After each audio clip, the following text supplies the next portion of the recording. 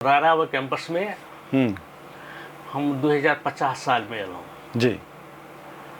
तो हम रहे 13टा शिक्षक रहे नेपाली शिक्षण विभाग में। अच्छा।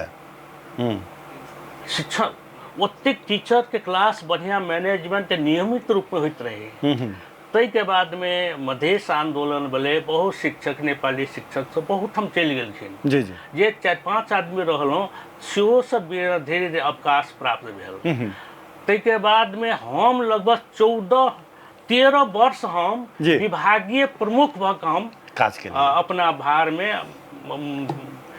मास्टर डिग्री संचालन क्लास संचालन केलहुँ। जी। तो जे एहिठाम के जे आंशिक टीचर है हिनके सबके बढ़िया कहली अपने ई किताब लिए, ई पढ़ू, ई चैप्टर पढ़ाओ, अहाँ एना पढ़ाओ।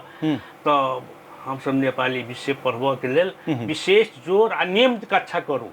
हमरा किछु नहीं चाही ककरो से हमरा राजनीति क्षेत्र जब अलग है अहाँके, लेकिन क्लास में से एकटा पूर्ण रूपेण शिक्षक के रूप में काज करू।